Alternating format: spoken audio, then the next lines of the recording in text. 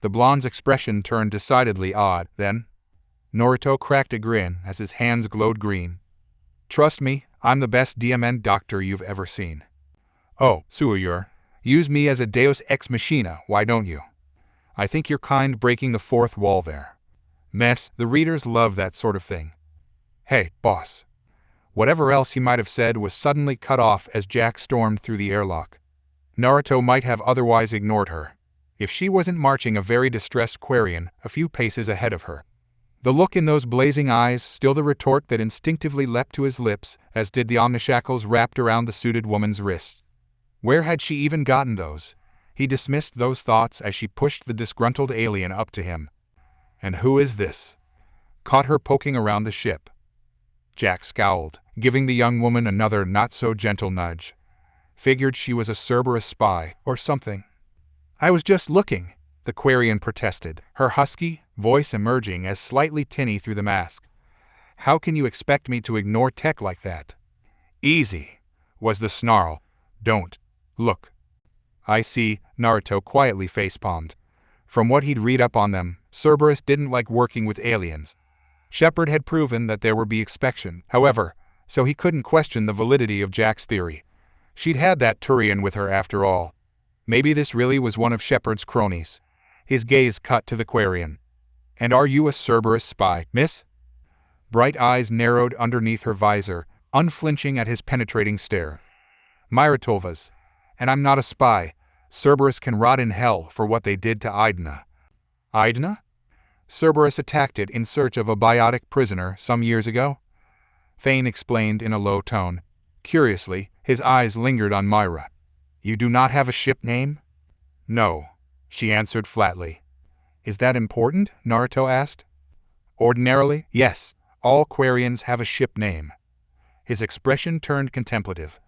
But this one does not. She spat something in Quarian that his translator didn't pick up. I haven't been with my people since those BSTRD killed my sister, and I won't take my name back until I find her killers and do to them what they did to her. Her voice dropped into a quiet hiss, her helmeted head turning in his direction. I saw you take down that Cerberus squad. Let me join you. Behind her, Jack arched an eyebrow momentarily shaken. It was rare to see her so taken aback, least of all by someone smaller than her. But the venom, the pain in those words were all too real. Naruto frowned. We're hunting the collectors, not Cerberus. But you're not helping them, either, she replied, her voice pitching. Your people have a saying, don't they? The enemy of my enemy is my friend, the blonde finished. Well said.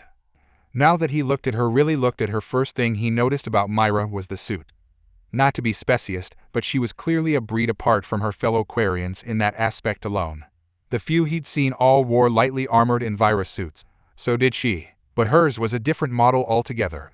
Where others were red or purple or a bland gray, hers was a deep and vibrant green and golden yellow, armored just about everywhere from curve to curve. And the weapons? 2 assault rifles, a shotgun, sniper rifle, and was that a rocket launcher? Serious heat. Then there was the way she held herself. There was a subtle confidence in the way she looked at him, firm in the belief that she could handle herself. She wasn't looking for a handout. Here was someone who had survived on her own for Kami knew how long, a capable soldier who knew how to handle a gun just as much as an engine. Ding! The idea snapped into his mind in the same instant that Kaguya sighed. Great. Another weirdo. Naruto ignored her. You any good with engines? PSSH. The Quarian snorted haughtily. Do you have any idea who you're talking to? The best goddamn engineer in the Terminus systems, that's who, Ubashtet. Give me a chunk of element 0, a circuit board, and a bit of metal, and I'll have it making precision jumps. Speaking of jumps, her body flickered as a Mass Effect field sprang up around her slim shoulders. A beat later, and she was gone, out of Jack's grasp and across the hall. She shook a 3-fingered hand smugly, revealing the now discarded shackles hanging loosely from her wrist. Did you really think you could hold me? Aquarian Vanguard, Thane mused. Rare. Naruto very nearly shook his head in exasperation. Another biotic. What the hell? He seemed to be picking them up left and right. He was seriously beginning to feel singled out here. All right, consider yourself hired. Tell Cortana if you need to place a requisition order. I look forward to working with you, Myra. Oh, is that a Roman 6? Naruto and Thane shared a quiet chuckle. Try again. Wait, the armored alien balked.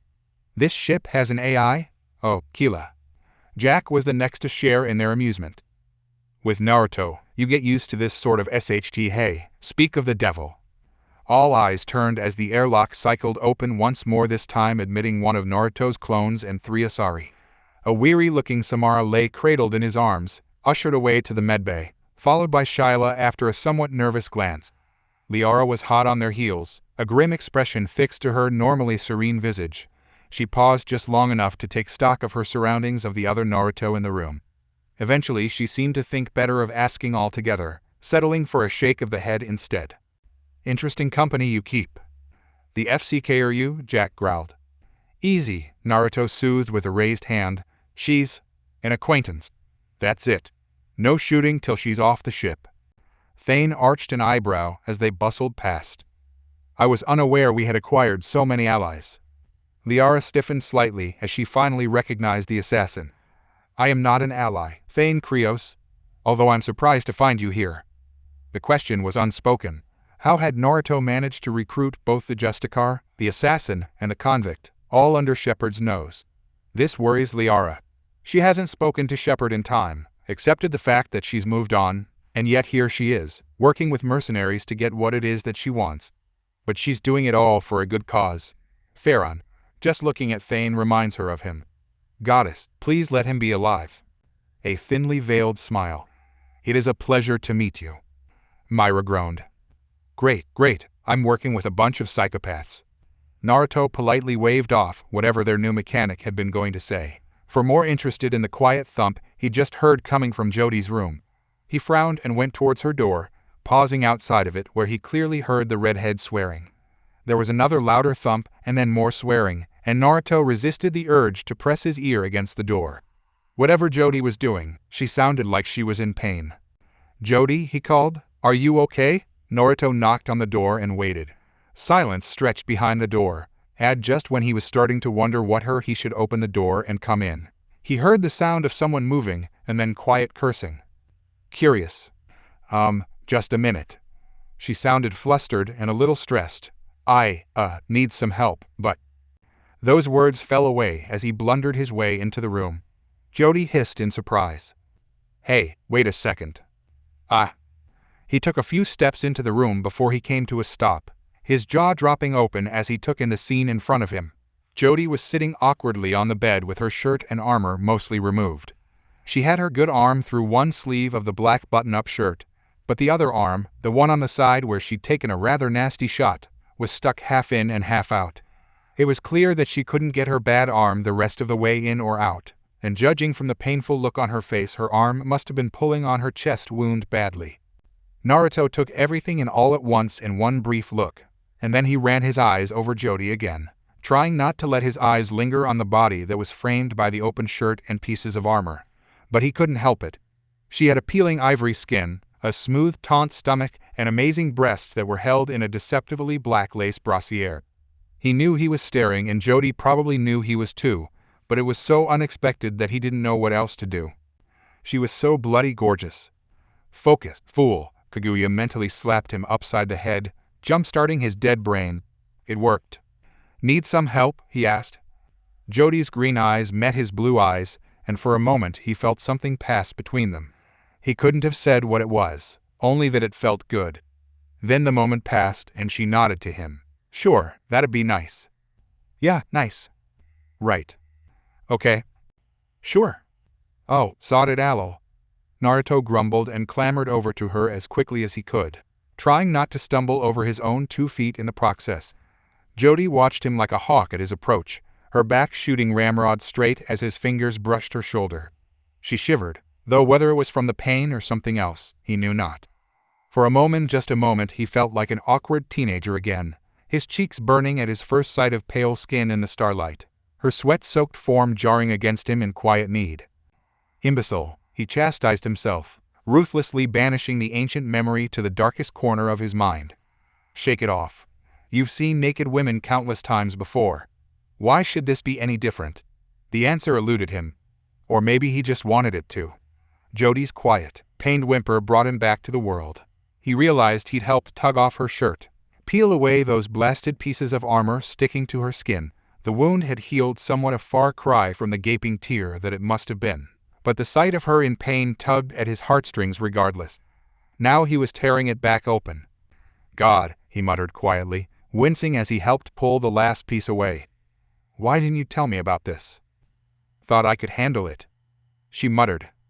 When? It was not a question. When we were chasing Morinth.